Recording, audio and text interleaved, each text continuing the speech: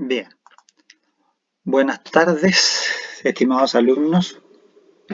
Vamos a dar inicio a este análisis de fallo, taller que estaba pendiente desde la semana pasada y que efectivamente les decía yo, lo importante era ver cómo funcionaba este tema de la nulidad en el mundo ya real, que es el mundo de los juicios y los hechos reales.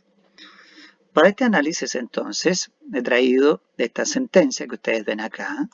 Es una sentencia de la Corte Suprema. Por lo tanto, esto significa que hemos llegado a este nivel de discusión del juicio seguramente porque en primera instancia una de las dos partes ha obtenido y la otra ha perdido. Y entonces llegamos hasta el final del proceso, ¿no? Aquí nos indica efectivamente que lo discutido en el juicio fue la nulidad de compraventa de un inmueble. Ahí está el objeto del juicio. ¿Qué se discutía? La nulidad de contrato de compraventa del inmueble. Después veremos la razón por la cual se pide la nulidad y entenderemos entonces cuál fue la causa también de pedir de este fallo. ¿Ya? Las partes están aquí. ¿No? Don Enrique Espínola aparece como demandante y por el lado de los demandados van varias personas, ¿no? Que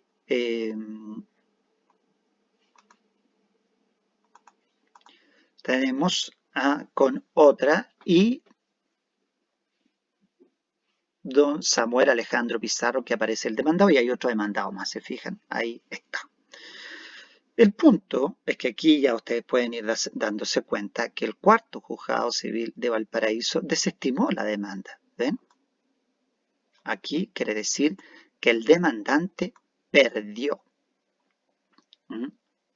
Vamos a poner con rojo ahí porque en el fondo significa que ahí hay un tema ya de fondo. La persona, en este caso don Enrique Espínola, intentó una demanda ante el cuarto juzgado civil de Valparaíso, pero finalmente terminó perdiendo. Pero, como corresponde, digamos, a los juicios en general, la persona apeló. Ha apelado el fallo por la parte demandante. Finalmente, la corte que hizo lo confirmó.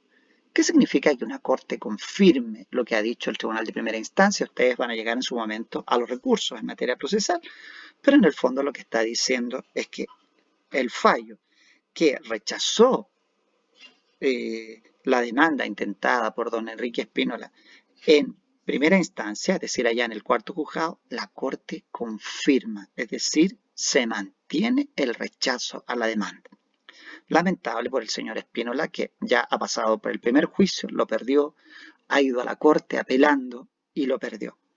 Pero, como no se rinde, este demandante intenta un recurso de casación en el fondo. Después van a aprender que interponer un recurso de casación en el fondo significa que el demandante estima que en el fallo se vulneraron ciertas normas que constituyen el derecho sustantivo por el cual él está peleando. Y hay varios de ellos y a nosotros nos interesa reconocer aquellas que son pertinentes a nosotros. Por ejemplo, miren, alega la vulneración del 1445, número 4. ¿Se acuerdan? Ahí entonces estamos hablando de los requisitos del acto jurídico, nuestro habitual triángulo en el que nosotros decimos voluntad, capacidad, objeto lícito, causa lícita. Entonces ahí se está alegando, ¿ven?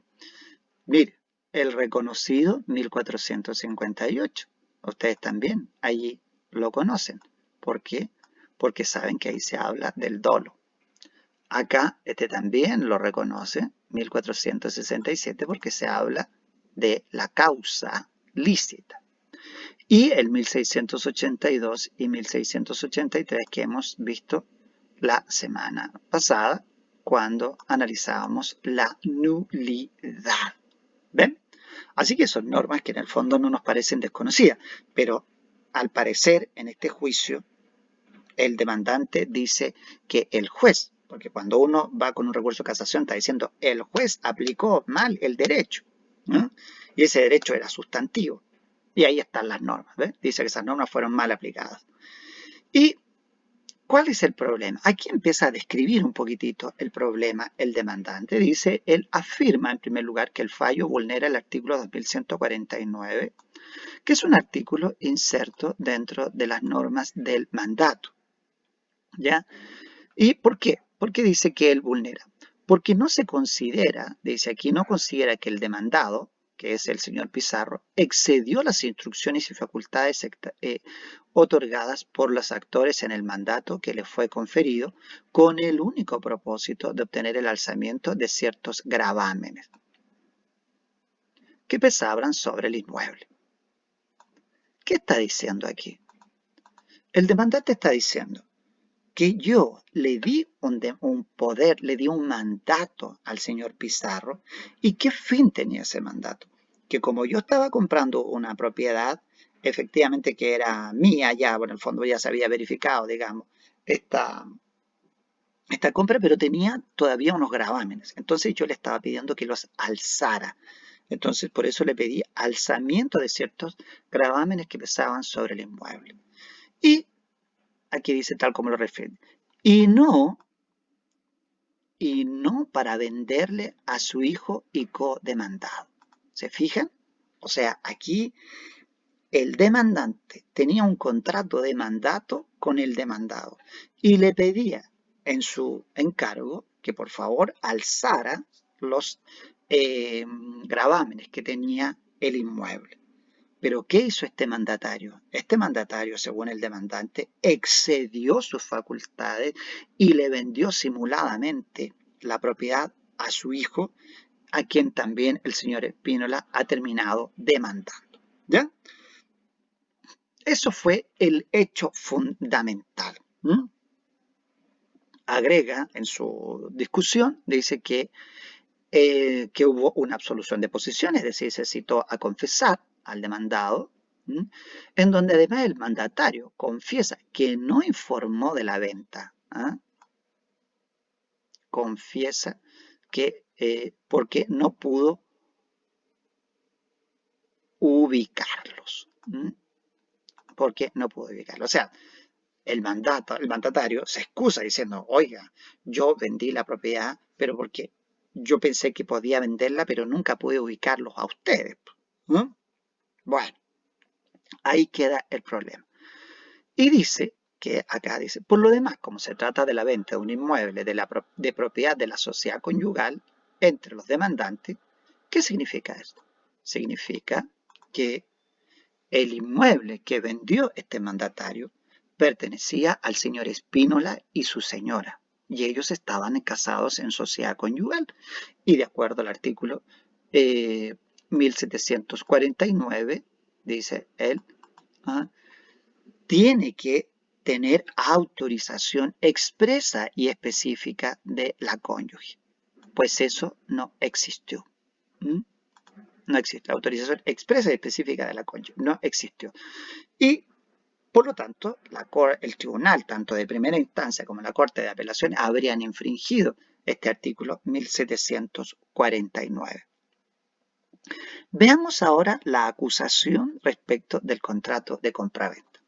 Dice, en cuanto a los elementos del contrato de compraventa cuestionada, acusa la violación del 1793, que contiene la definición del contrato de compraventa, y nuevamente la equivocada valoración que se le da a la prueba de testigo, que reuniría los requisitos del artículo 384 del Código de Procedimiento Civil y permite establecer que el precio fijado en el contrato es irrisorio.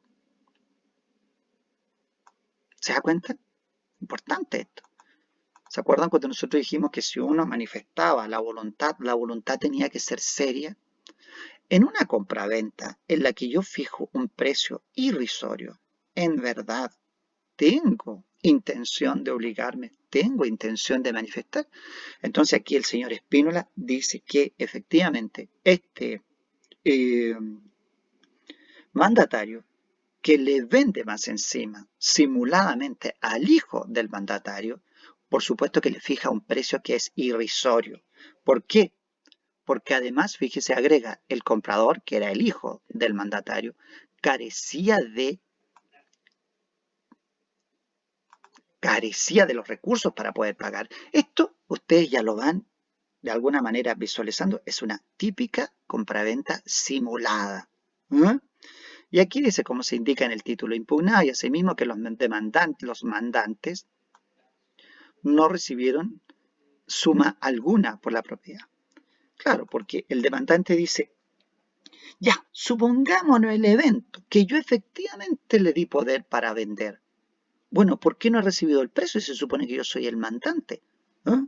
Soy la persona que soy propietaria de esta propiedad. ¿Por qué no he recibido nada? ¿Eh? Así que habría. Después habla un tema probatorio. Dice igualmente el fallo entiende, conculca, vulnera el artículo 1713 del Código Civil al soslayar la expresa confesión del mandatario en orden a que no mandó tasar el inmueble porque la intención era que quedara en el patrimonio de su hijo.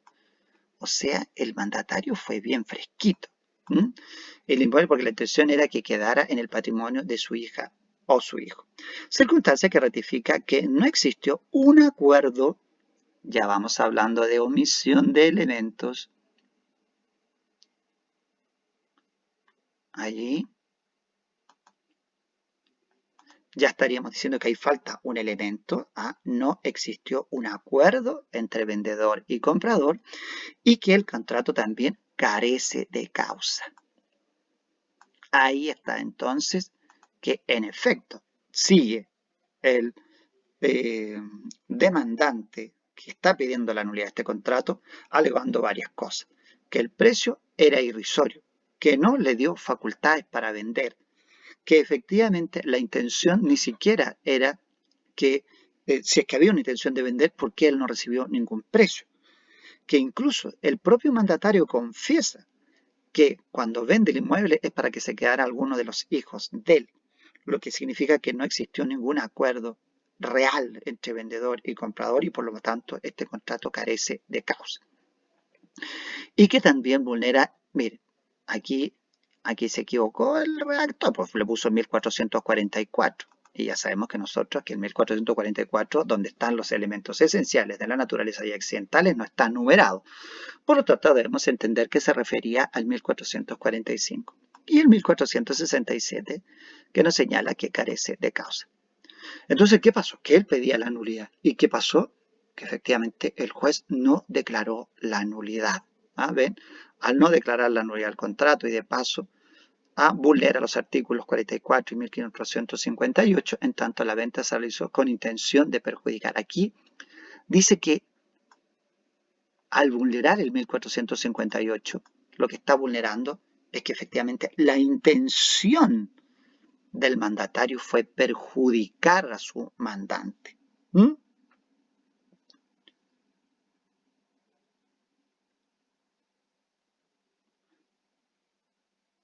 Bueno, aquí ya finalmente el demandante empieza a expresar, porque habla de la vulneración de estos dos artículos, que nosotros todavía no los vemos, pero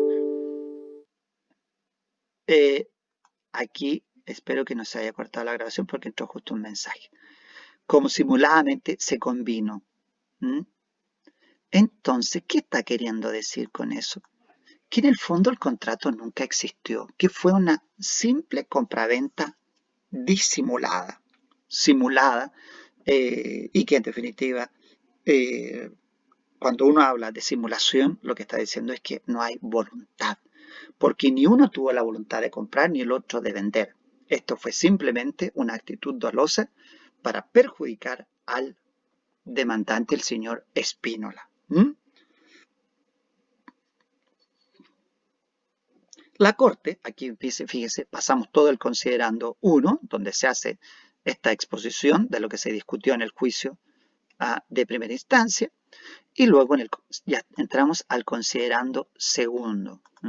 Aquí ya estamos nuevamente hablando, dice que para la adecuada resolución de los cuestionamientos que la recurrente desarrolla en el arbitrio, es decir, en el texto recién enunciado, es conveniente considerar que a fojas 1 de estos antecedentes De estos antecedentes, Enrique Espínola y María Magdalena, casados bajo el régimen de sociedad conyugal, demandaron la nulidad.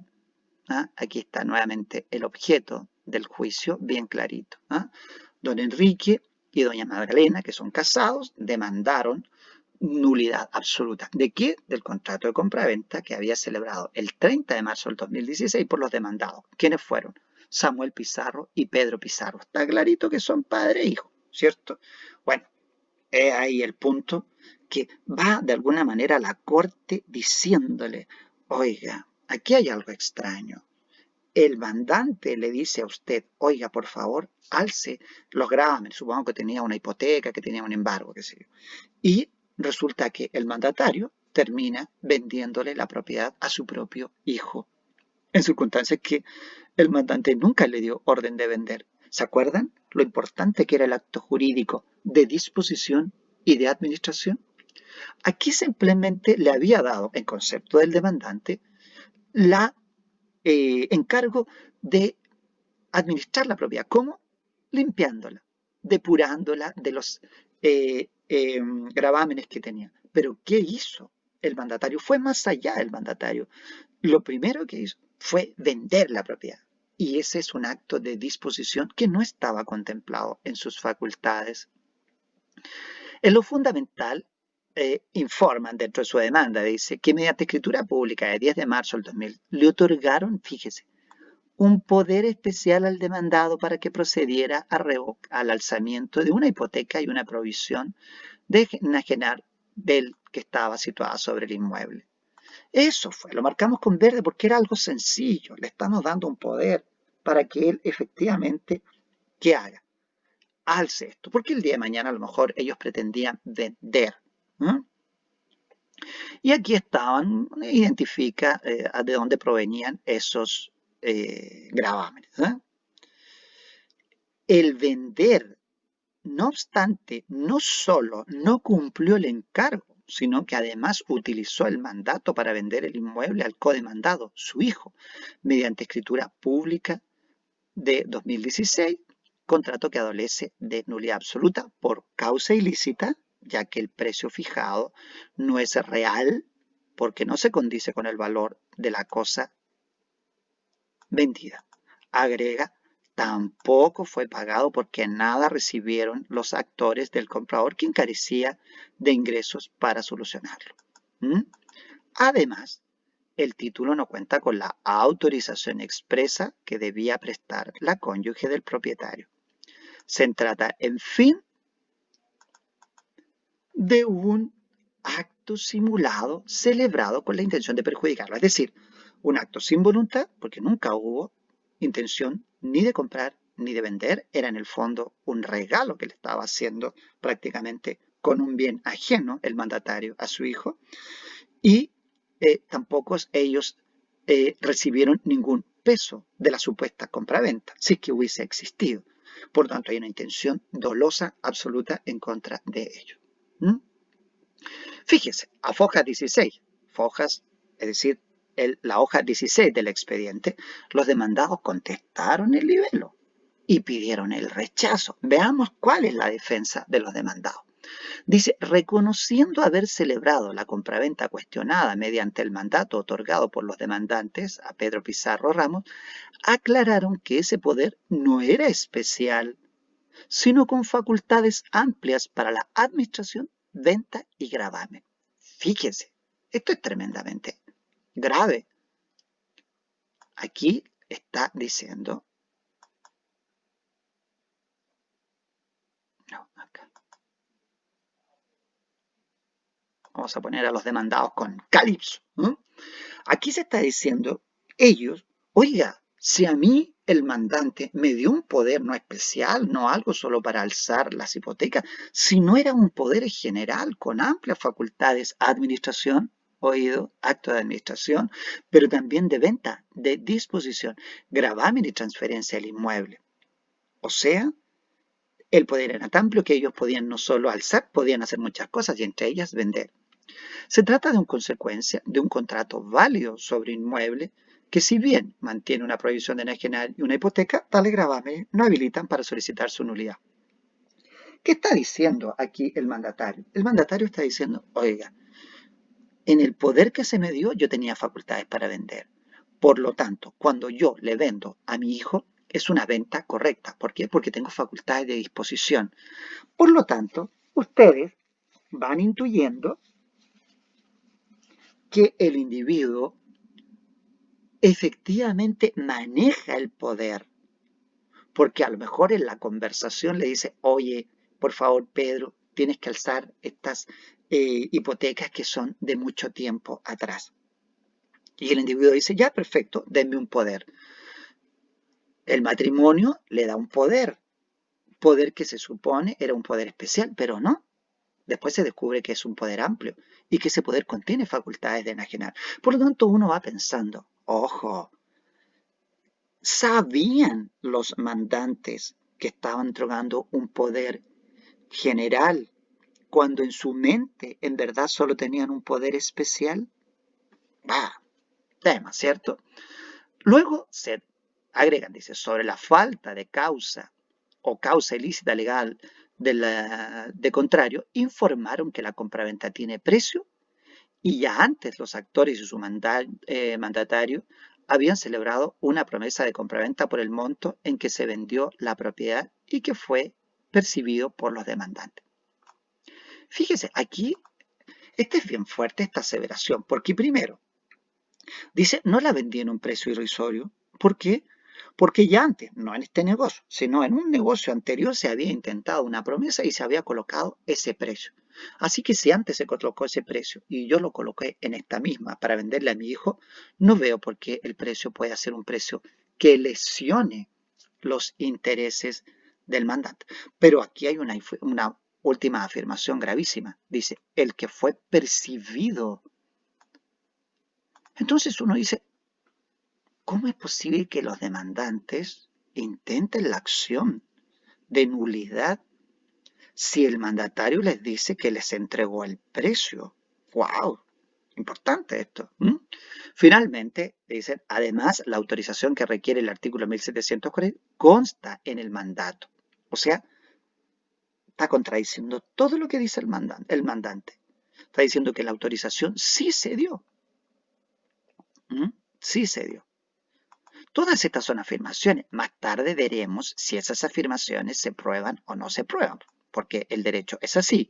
Una cosa es lo que yo diga y otra es lo que yo pruebe. Dieron cuenta, por último, que el valor se condice con el que presenta el terreno, ya que en el mes de noviembre del 2015 el inmueble fue totalmente consumido por un incendio. O sea, se estaba vendiendo una propiedad que en concepto de este demandado había perdido valor producto de un incendio anterior. Aquí es algo que yo siempre pongo énfasis y ojalá ustedes lo aprendan desde ya. En el considerando tercero, la Corte Suprema dice que quedan asentados los siguientes hechos. Esto es importante porque la Corte Suprema en un recurso de casación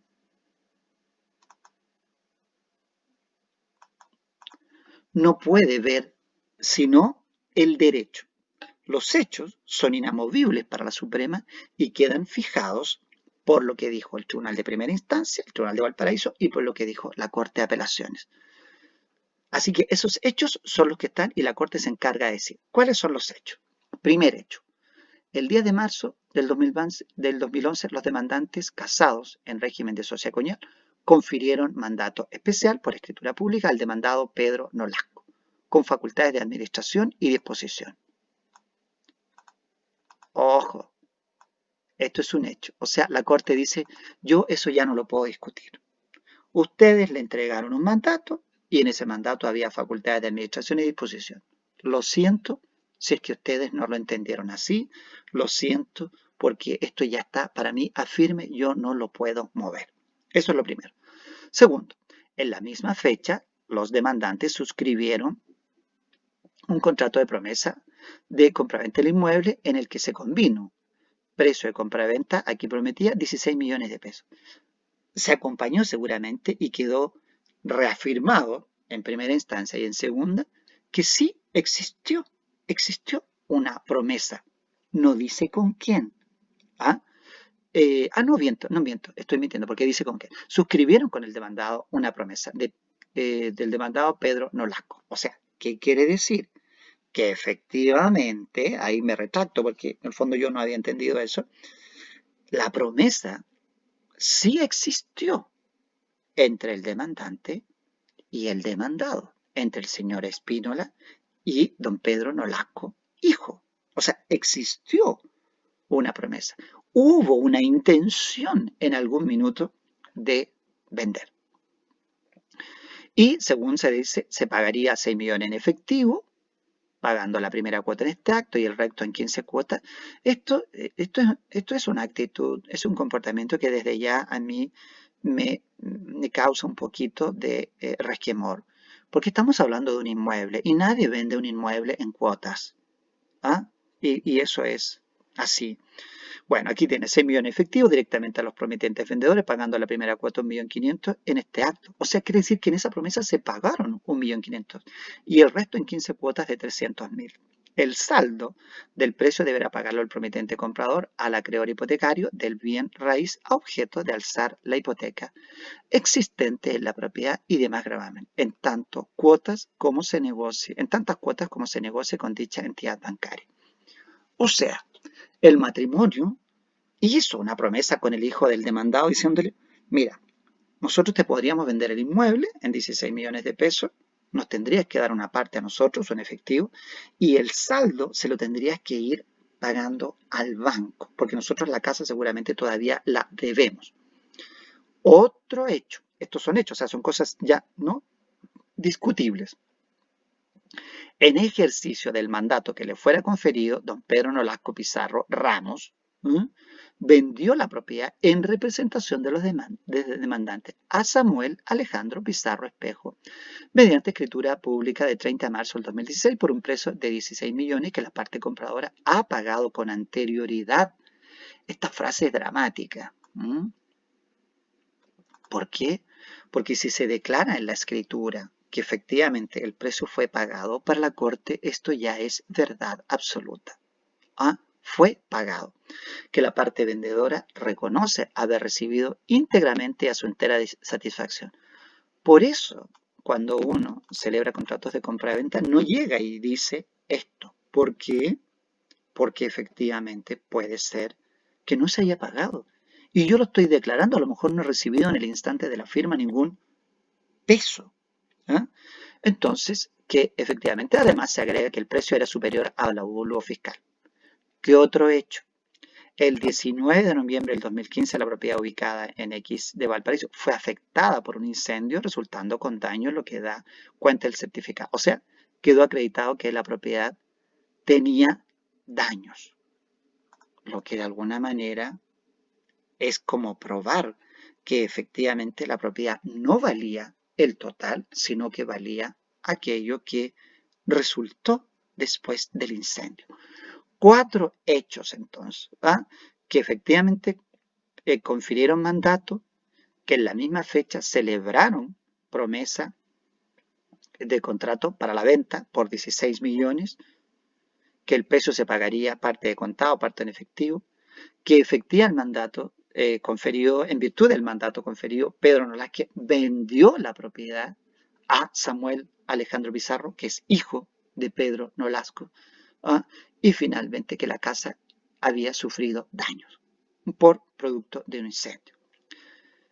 Que sobre la base de tal presupuesto fáctico, los sentenciadores desestiman las causales de nulidad esgrimidas por el demandante. Esta fue la razón, o mejor dicho, ¿cómo se llama? El estado en que llega la causa a la corte, señalando que efectivamente hay, en los sentenciadores dijeron, ¿sabe qué? Las causales de nulidad que se alegan por el demandante no son ciertas porque estos 4 hechos le dieron efectivamente la razón. De aquí en adelante empieza todo el proceso en que el tribunal empieza a resolver si en definitiva los argumentos que se rindieron por ambas partes pueden dar lugar a efectivamente una nulidad o si en definitiva la parte demandada tiene la razón. ¿Bien?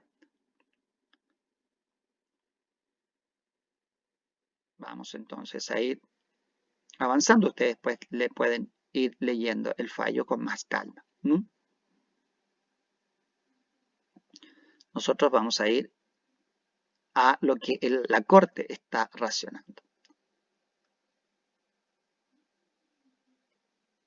¿Ven? Y aquí la Corte reafirma su función. Dice que, como es sabido, los hechos fijados en una sentencia corresponden al resultado de la ponderación judicial de la prueba rendida en el juicio. Y esta actividad de análisis, examen y valoración del material probatorio se encuentra dentro de las facultades privativas de los sentenciadores. ¿Cuáles son los privativos? O sea, ¿cuáles son los sentenciadores? Para este efecto, Tribunal de Primera Instancia de Valparaíso, Corte de Apelaciones de Valparaíso, los dos tribunales que intervinieron.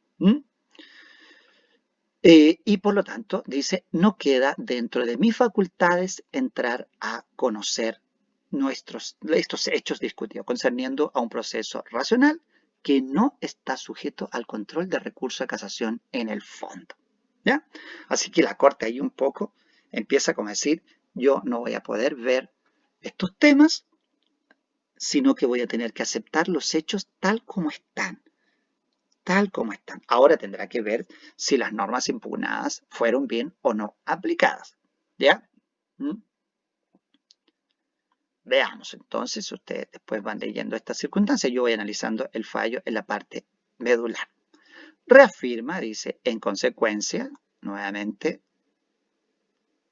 miren, en consecuencia los hechos fijados en el fallo resultan inamovibles para el Tribunal de Casación. No obstante, esa circunstancia no impide analizar si los jueces han incurrido en el desacato de normas sustantivas que también se dice vulnerada. Y aquí es donde empieza a un poco el análisis de la casación misma. Y el tribunal, en este caso, dice, para entender, porque supuestamente en primera instancia se ha discutido una simulación del acto, la Corte dice, la simulación consiste en una disconformidad consciente entre la voluntad y su declaración convenida entre las partes con el fin de engañar a terceros. En el fondo es como preguntarse, ¿será esto lo que pasó en este caso? También se la ha definido otra definición, estas son definiciones de orden doctrinario que da la Corte para ir anticipando. También se la ha definido como el acuerdo en la celebración de un acto cuando en verdad se quiere celebrar otro o ninguno. Por eso siempre se habla del acto simulado y el acto disimulado. Entonces, de lo dicho, aparece que son elementos de la simulación, o sea, requisitos. ¿Cuáles serían los requisitos? Aquí es cuando la Corte se pone un poco pedagógica. Primer requisito, disconformidad entre la voluntad real, efectiva, verdadera y la declarada o manifestada. ¿Se acuerda que son términos que nosotros hemos conversado a lo largo del curso?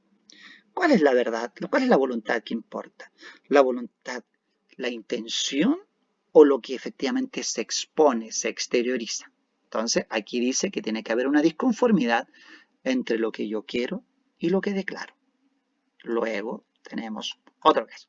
Conciencia de la disconformidad, esto es conocimiento de que queriéndose algo se expresa una cosa diferente. Esta posición del sujeto conforma la diferencia entre la simulación y el error, en el cual también existe disconformidad entre lo querido y lo expresado, precisamente esta conciencia o actitud deliberada. Entonces, según la Corte, habría una diferencia entre error y simulación, porque en el error es una situación inconsciente. ¿Ya? Luego, ¿qué otro elemento se tiene que dar para que estemos hablando de una simulación? Que haya concierto entre las partes, o sea, una comunicación recíproca y acuerdo entre ellos en lo que dice es solo apariencia, porque es algo distinto lo que efectivamente se quiere. Ahí está, junto con esta, el dolo. Aquí me pongo de acuerdo para obtener en el fondo la voluntad y en el ¿Y qué hago? Simulo el acto y de esa manera genero un daño al tercero. En este caso el tercero era el señor Espínola y su señora, que eran los demandantes. Y aquí nuevamente se adentra en el tema de la simulación, habla de la simulación absoluta, que efectivamente son órdenes doctrinarias. ¿Ve? Aquí un poco refiere al profesor Abelou, que entiende un poco lo que estamos discutiendo acá. ¿Mm?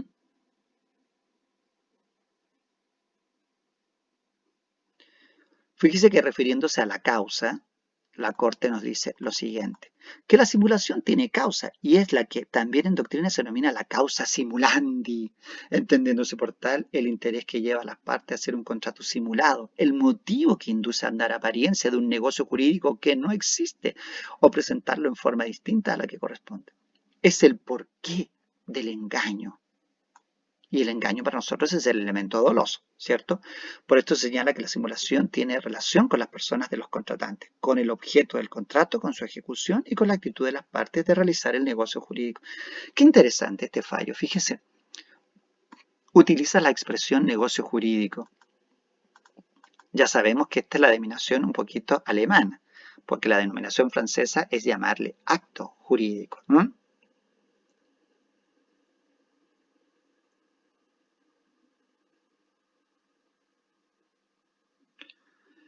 Fíjense acá, que hechas las precisiones que anteceden, es decir, toda la precisión doctrinaria, la construcción doctrinaria del fallo, la precisión conceptual, dice que hechas las precisiones que anteceden, corresponde circunscribir los razonamientos, es decir, lo que ha discutido en doctrina, al caso.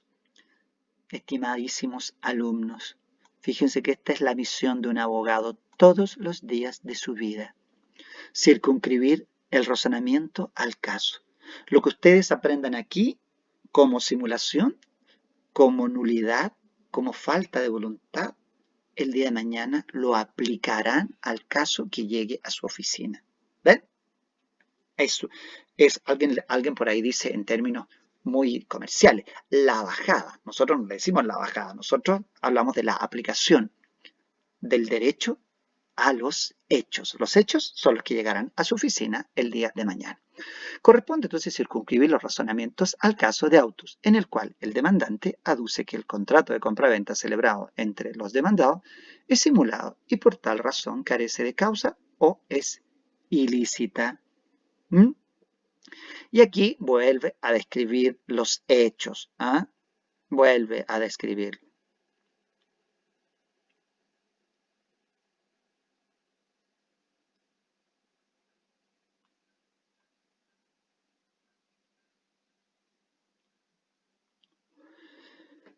Aquí la Corte, en el 11º, sin perjuicio que ustedes vayan leyendo más detenidamente el fallo, se comienza a apreciar que la Corte no está tan de acuerdo con el razonamiento y con la contestación que hace el demandado.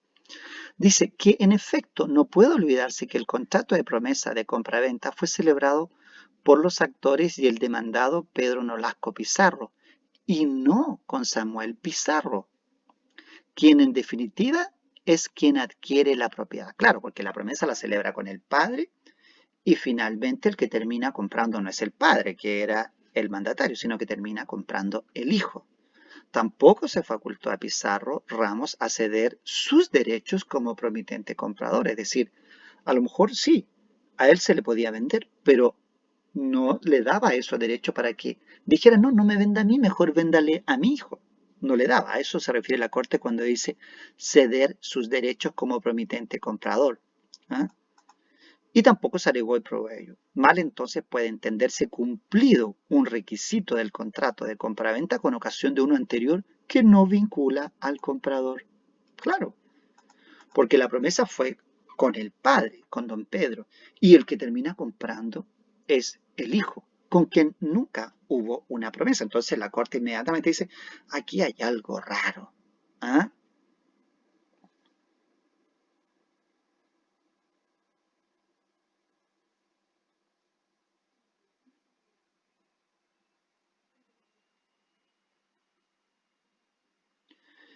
Aquí vuelve a razonar en contra del demandado.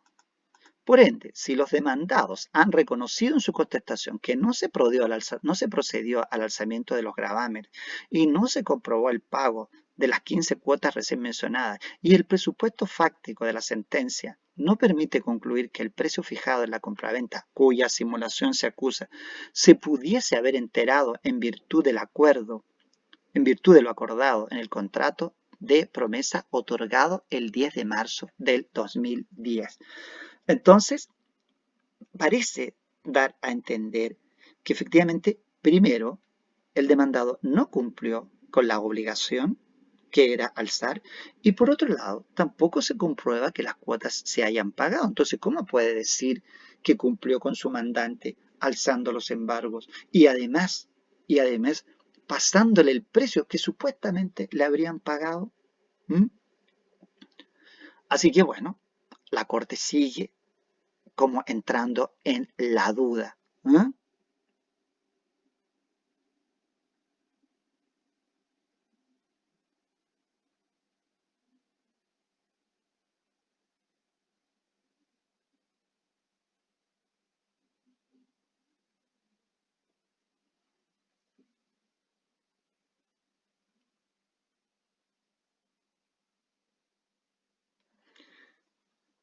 Aquí la Corte destruye el argumento de que el precio fue recibido, porque dice, para justificar esta afirmación, es decir, que el precio había sido recibido, en la contestación de la demanda, los demandados aseguran que de conformidad a lo señalado en el contrato de promesa de compra-venta, antes que don Pedro Pizarro transfiriera la propiedad, el precio total de la venta ya se encontraba pagado. Afirmación que, como ya se dijo, no encuentra asidero de acuerdo al mérito de lo acordado en la promesa. ¿Por qué no? Porque ¿cómo iban a decir que el precio había sido pagado si en definitiva quien compró no fue él, sino que fue el hijo? Entonces, ¿de qué precio me puede hablar usted de que está pagado? Si me hubiese dicho que en esa promesa el precio lo pagó don Samuel, entonces la Corte podría haber entendido, sí, ya, don Samuel sí pagó. Pero aquí me está diciendo usted que en la promesa aparece comprando don Pedro, pero después en el contrato de venta aparece comprando don Samuel. Entonces, ¿quién pagó el precio y a quién se lo pagó? Entonces, se produce una contradicción del documento. Y para eso entonces la Corte ya empieza a decir, aquí no hay algo, eh,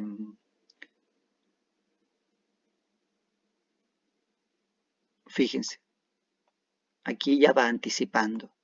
Dice que como se aprecia, los hechos asentados en el proceso no permiten concluir que confluyan en el contrato de compraventa los elementos indispensables para su perfeccionamiento, puesto que si bien se menciona un precio, su mera enunciación no resulta comprobada.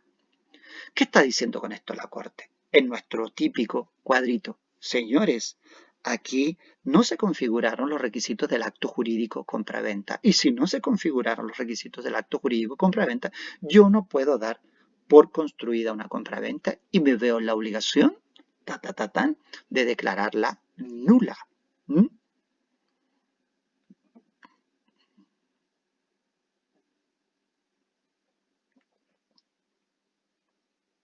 Aquí hay más fundamentos de orden doctrinario que les van a servir a ustedes para entender el razonamiento. ¿Mm? Mire. Aquí ya la Corte empieza a favorecer más la posición de los demandantes, que sobre la base de las reflexiones anteriores corresponde concluir que la convención celebrada entre los demandados no tiene la naturaleza que han pretendido asignarle, es decir, no es una compraventa, ya que aun cuando Pizarro Ramos sí podía otorgar un contrato de compraventa de inmueble en representación de los demandantes, porque quedó asentado que así lo permitía el mandato, en caso alguno lo facultaba para aparentar una actuación lícita y otorgar el contrato con el único objeto de transferir el inmueble de sus mandantes a su hijo, extrayéndolo del patrimonio de los primeros y en su perjuicio. ¿Ah? Siempre es importante esto, ahí está el dolo absolutamente presente. ¿Mm?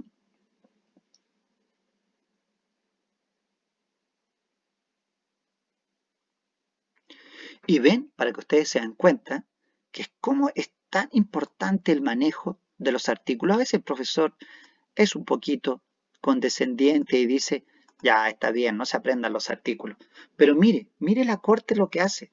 Dice que conforme a lo recién reflexionado surge como inequívoca conclusión que los jugadores quebrantan los artículos 1445 número 4, que nosotros sabemos, causa, 1467, definición de causa, 1682, nulidad absoluta, 1683, o sea, nulidad, 1683, nulidad absoluta. Por eso es tan importante que ustedes manejen los artículos. ¿Se dan cuenta? Porque se razona en base a ellos y en base a ellos se puede casar, anular un fallo. ¿No? Y ahí dicen que incluso ya es necesario preocuparse por los demás. ¿Qué termina diciendo la Corte? Que se acoge el recurso de casación deducido por el abogado. Fue muy bien construido este recurso. ¿Eh? Leanlo bien para que les quede más claro. Logró que la Corte encontrara que efectivamente había una mala interpretación de esta supuesta compraventa que tanto el Tribunal de Primera Instancia y Segunda Instancia habían confirmado. En un fallo, cuando se anula una sentencia que viene desde primera instancia, ha pasado por la Corte de Apelaciones, inmediatamente se debe proceder a dictar una sentencia nueva que resuelva el caso, porque ya sabemos que se anuló la sentencia y el proceso no puede quedar sin sentencia. ¿Quién dicta la sentencia? La dicta la Suprema con los antecedentes que tiene. Y entonces se habla de la famosa sentencia de reemplazo. Como ven, hay dos sentencias. Toda la que hemos leído se llama sentencia de casación y la que leemos ahora es en la que el tribunal resuelve el caso. Como diciéndole, no se preocupe señor Espínola, su caso no se queda sin sentencia por haberlo anulado, porque nosotros vamos a dictar la sentencia. Y la dicta. ¿Y qué dice? Es más breve porque ya ha razonado todo, dice, conforme los razonamientos, quinto de las sentencias que se dan por reproducido, dice, ¿qué señala esta sentencia?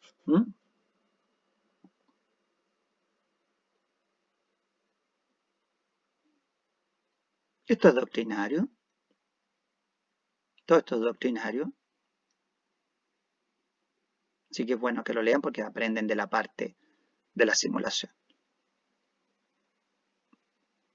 Mire qué bonito, porque toda esta parte es como para aprender cómo se trata la simulación.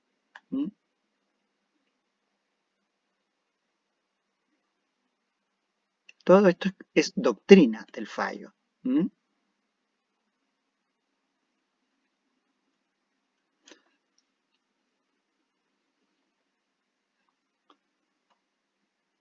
Aquí reafirmando ya, acercándose a los hechos. Y así sucede con las contradictorias afirmaciones de los demandados en la diligencia de absolución de posiciones a que fueron sometidos, pues el demandado Pizarro Ramos aseveró que el precio de la compraventa fue pagado por su hijo con el sueldo que el absolvente le pagaba, ya que su sueldo no lo toca, en circunstancias que Pizarro Espejo, o sea, hijo, aseguró que de ese sueldo saco un poco y lo demás le pido que me lo guarde. Lo propio acontece cuando el primero menciona que el precio lo pagó él, el 2012, y el segundo explica que le cedió sus ahorros a su padre en el 2016. O sea, aquí ya estaba claro que era un acto absolutamente, era una frescura.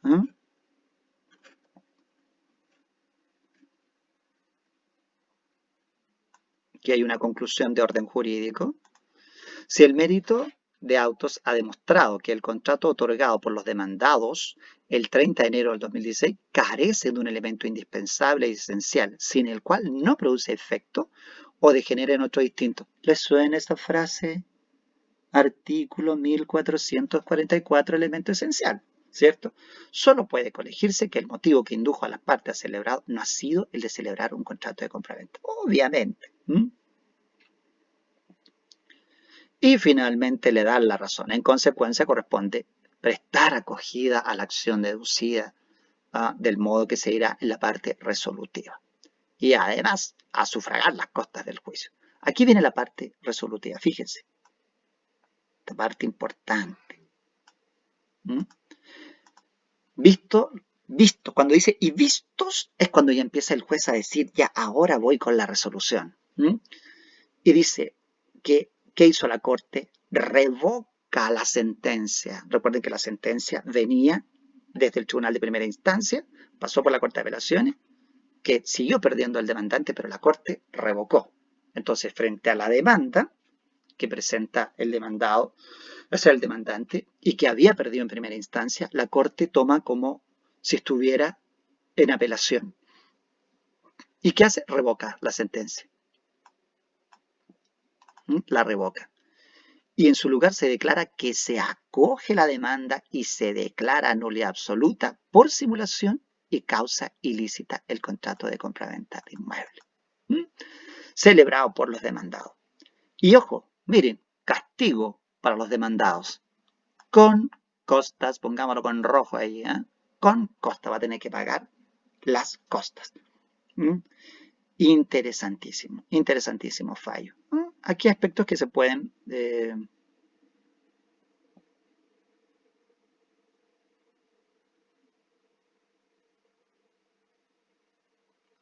ya, bien. Bueno, ahí está entonces lo prometido es deuda. Estaba pendiente este análisis de texto de la nulidad absoluta. Bien, así que a leerlo con más detalle para que puedan entenderlo. A lo mejor algunas cosas que no han quedado muy claras, pero les va a servir para ver cómo funciona entonces este proceso de la nulidad en los hechos, en la realidad. Bien, pues, estimadísimos alumnos, esta será su clase hoy día y mañana ya iríamos cerrando con los efectos de la nulidad. Bien.